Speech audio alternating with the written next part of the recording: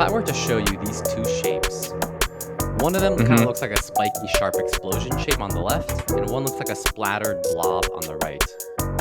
Mhm. If I told you that one of these shapes is called a Kiki and the other is called a Booba, which one would you say is Kiki and which one is Booba? Um, Kiki would probably be the sharp one, and Booba would probably be the curvy one. This is called the Kiki-Bouba effect and describes how Whoa. certain speech sounds have mental associations with visual shapes. In today's episode, we're discussing the Kiki-Bouba effect, which describes how when people are presented with nonsense words like Kiki and Booba, we have a tendency to associate their sounds with different visual shapes. Kiki, do you love me? All right, got out of the way. Thank you. This is a pretty universal phenomenon being studied across many different cultures and languages, all the way from Americans to Tamil speakers in India, speakers of certain languages with no writing system, young children, infants, and even people that were born blind. This demonstration of sound symbolism is a really interesting one. Have you heard of the Kiki-Bouba effect? I haven't. No. Are you gonna go into how these names were even conjured up in the first place? How You're they came you're up with wondering these about words? Booba, aren't you? I am wondering about. I'm thinking of some research and being like, what's a roundest It's so name? round. Mm, Curvy. curvy. Hmm. How And it about looks at. How about boob? No, that's too on the nose. we gotta be. We Booba? gotta be. Hey, hey! Give this guy a promotion. That's a Hey, paper. Give this guy a that's a paper. publication. Give him tenure. Give him tenure while we're at it. Shit. Booba? Genius. The Kiki-Bouba effect was first observed by Georgian psychologist Uznadze, which I'm definitely butchering, in 1924 when he gave participants a list of nonsense words and showed them different drawings. Participants picked names for the drawings from the nonsense words. For certain drawings, there were significantly more agreement than one would expect, which allowed him to speculate that there must be certain regularities, quote, which the human soul follows in the process of name giving. In other words, names aren't purely just labels, they communicate information about the object it's naming. Later, in 2001, Ramachandran and Hubbard ran an experiment using the words Kiki and Booba, and they asked American students and Tamil speakers in India, quote, which of these shapes is Booba and which is Kiki? In both groups, 95 to 98% selected the curvy shape as Booba and the jagged one as Kiki. This suggests our brain somehow attaches abstract meanings to shapes and sounds consistently. Wait, was this done in English? You It was said done in this was done, English and Tamil, which is like a language in India. and they use Kiki and Booba for both languages. And Yeah, interesting. You think there'd be like language differences between you would think. discerning Yeah. those words? Yeah. This effect was even demonstrated in children as young as 2.5 years old, as well as 4-month-old infants. To study this in infants, they used a process called habituation, where basically infants get used to something after seeing it many times, so they start to pay less attention to it. When they see something new or out of the norm, they pay more attention to it. So you can measure how long infants look at something and gauge how mundane or novel something is to them. So they showed babies pictures of the shapes while they played the sounds of Kiki or Booba through a speaker. And they found that infants were able to differentiate congruent trials, which is Mhm. pairing the angular shape with Kiki or pairing the curvy shape with Booba. They differentiated those from incongruent trials when they paired the angular shape was paired with Booba and the curvy shape was paired with Kiki. Infants looked longer at the incongruent pairings, suggesting that there's some sound shape mappings that precede language learning. So the incongruent trials they thought were like more novel or more out of the norm. They were like, oh, those I'm not processing those as like fluently as Mhm. the congruent trials. This may even help infants learn language by establishing a basis for matching labels to objects. Mm. And to study this in people that were born blind, they had people touch shapes, either kind of like sharp edges or like curvy shapes, and then assign words. I Yeah. know what you're thinking. Yeah, but we can move on. I know what you're We thinking. can move on. We can move. Yeah, let's move We don't on. have to fixate it. We already made that joke.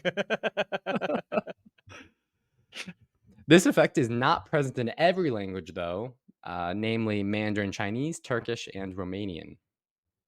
Okay, so there are differences then. Okay, cool. I was tripping. I Yeah. was like, there's no way that this would, be consistent throughout languages. Okay.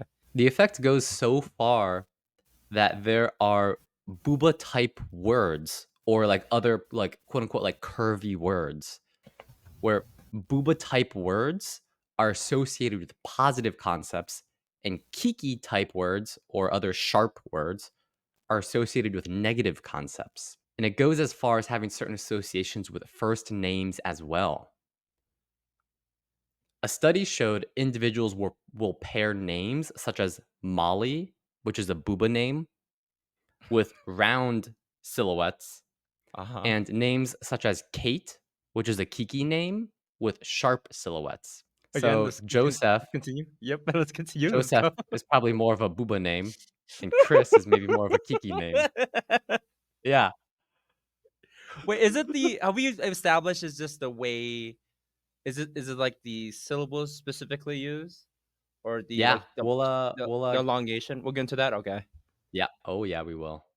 Okay. People also associated personality traits with certain names. So easygoingness is associated with booba names or round names, and determination is associated with sharp or kiki names. Now, this reminded me of a study that we've run in the past. We surveyed over 500 people on which names would win in a fight. Oh God, yeah. So the first one, we measured That's the right. top Yeah. 20 most popular boys' names in America. And we would give people random name pairings. So, like, who would win in a fight, Anthony or David? And then they would pick one just based off of the name alone. And so we did this like a bunch of times for a bunch of different names. And then we saw we could get the overall rankings for which names would win in a fight. And as we can see on this slide, Anthony, David, and Michael were the top toughest boys' names. And at the bottom, you see what names at the bottom? Yeah, Ethan, Joshua, and Noah. Noah. That's a booba name, bro. Booba name. Shit. Booba names can't win in a fight. That's what it says. Hey, Yeah. hey, you can't beat me, you a booba. I got Kiki energy, dog. I got Kiki energy. Yo, I might be booba, but it's big booba energy, all right?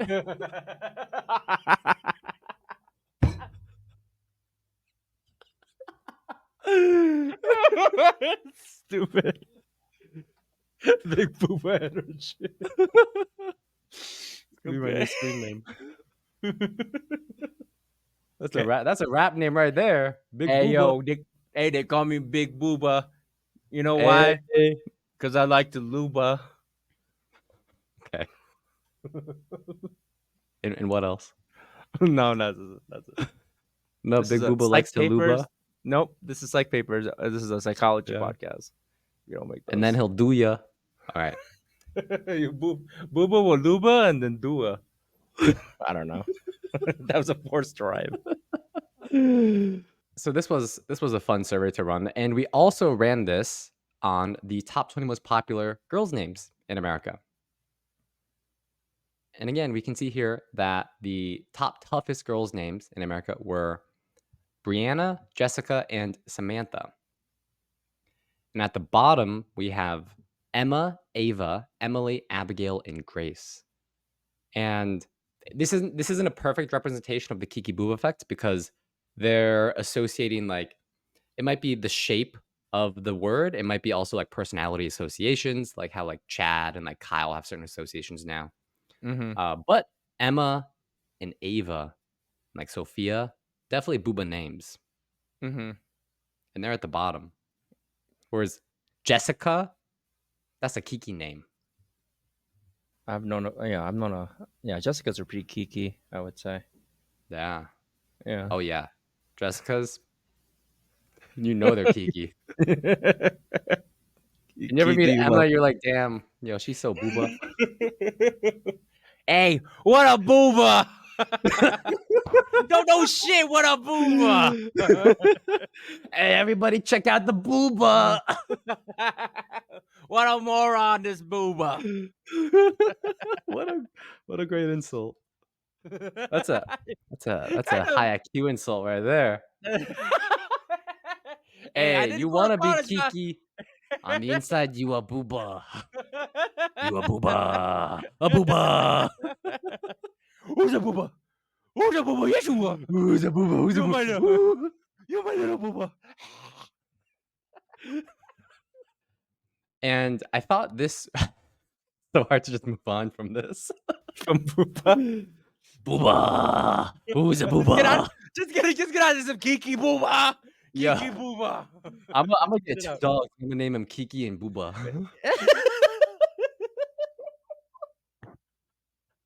And then I I'm gonna can't. get the Booba real fat. And Kiki's gonna be like a Rottweiler. and Booba was like what's a fat dog? It's like a fat friendly dog, like a like a Snorlax bulldog. looking dog. Like a A bulldog. bulldog, yeah, okay. Bulldog, more like Booba dog. All right. I also thought this connected to our research that we conducted on which letters would win in a fight. So we also surveyed over 500 people on. We showed them random letter pairings like M versus K, and we asked them which letter would win in a fight. And as you can see here, many of the top letters have kind of sharper and angular shapes. At the bottom are many of the vowels like O and U. And again, this isn't a perfect demonstration of the Kiki-Bouba effect because we're looking at shape and sound simultaneously rather than one at a time. But I think it's still interesting. Yeah. Yeah, it is interesting. The more circular ones are on Yeah. the bottom. More Yeah. angular They give ones at off the top. Yeah. they give off that Booba energy. Yeah. You run this joke to the ground. You know when someone walks Booba. in, you know when you shake a guy's hand, you're just like, oh, this guy's a Booba. You know after one handshake, right? Hey, that guy's a booba. Yeah. Don't associate with that guy. He's a booba. Hey, I'm not a Booba. I just like to have sex with Boobas, okay? It's different.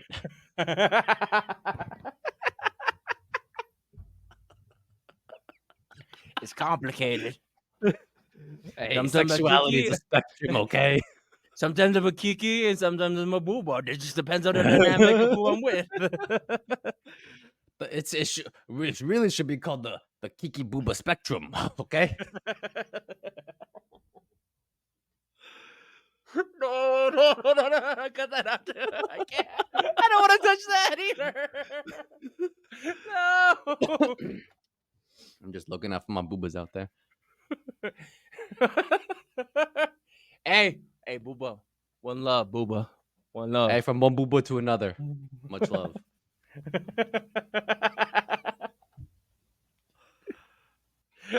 For once, Chris, let's get back to the. Oh, let me just kiss those little Booba cheeks of yours. I can't. Let's get back. I can't. Oh god. The Kiki-Bouba effect has implications for the evolution of language because it suggests that the naming of objects isn't completely arbitrary. The Kiki-Bouba effect may have to do with the shape of your mouth when you make certain sounds. So, like when you say booba, which is a round word, your mouth will make a rounded shape compared to the angular mouth shape needed to say Kiki. There are other types of these effects where it's interesting, like the number of vowels in a word changes its association. With words that have lots of vowels are associated with longer objects, and words that have few vowels are associated with shorter objects. So this is just another example of like sound symbolism and how different sounds represent like different concepts in our life. So are you saying something like tootsie? Tootsie. It's a booba word, right? Oh, big booba word. Big booba word. But I'm not using that word. Skate.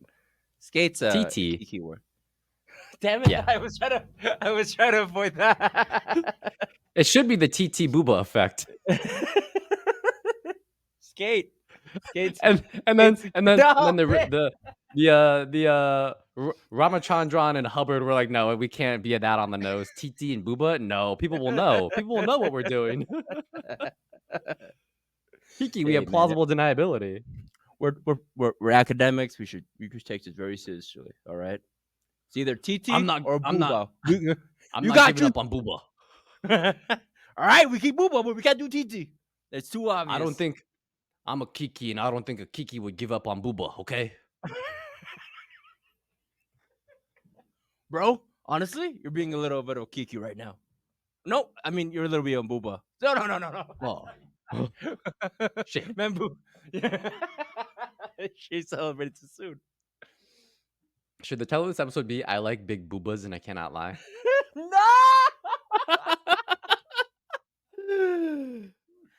Oh, I can't. I'm fucking sweating. It's 100 degrees here in Texas. You're making it hotter with these stupid Booba jokes. Kiki, do you love big booba? You can run the A and B testing for the thumbnails and see which one. Yeah. do that. Chris, We're wrapping 80% up of this at 70. episode. Was it 80? I know. 80% we're just ripping on Booba and Kiki. Hey, I'm a guy. I got caveman brain. I got booba on the mind. Kiki at All heart. right, hold on. Booba inside. Stop. I'm a Kiki up here, Okay. but I'm a booba down there. You know what I mean? Round. Stupid. Hey, she's a Kiki on the streets, but a booba in the sheets.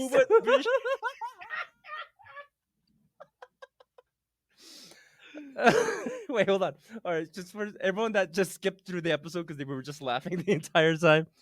So basically, some TLDR is like basically long words, most likely a booba word, right?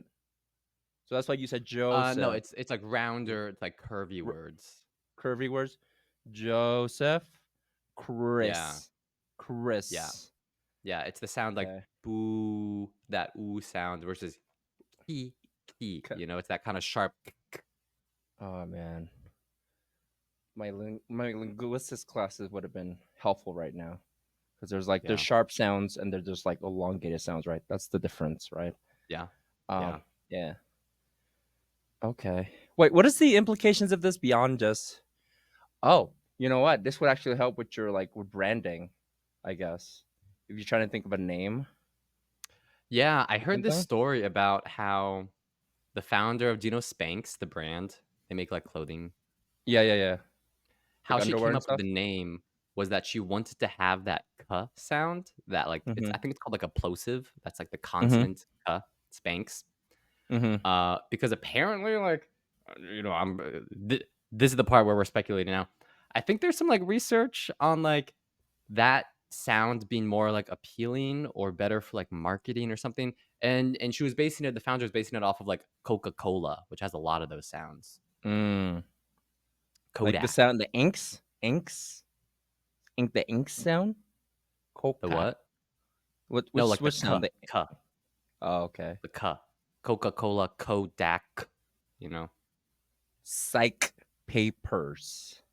Yeah. We got Kiki name, bro. You got Psych papers. We got Kiki energy. But sometimes we get a little booba. Who doesn't, you know? Who doesn't get a little booba sometimes? These Psych people guys, this episode, they've been a couple of boobas. They ain't taking it academic seriously. Those guys, a couple of boobas. All right. We've run the same joke 20 times. None of it gets cut. We're not cutting any of it, Chris. Keep it all in. Future Joseph, keep it all in. Joseph, I agree. This time, I agree. Future Joseph, agree with Chris. Keep it all in. But yeah, it has implications for the evolution of language because it kind of helps you learn language, like the labeling of objects. It's not just arbitrary. Knowing the sound and what an object is labeled, it communicates more than just the label. It can communicate information about the object itself. Okay. If you're still listening, thank you so much. Big F. We really appreciate you. Thank you. Bye. Take care out there, our boobas. You're a bunch of boobas. Oh, you're a bunch of boobas. If you listen to still, you're a little booba. All right. Bye.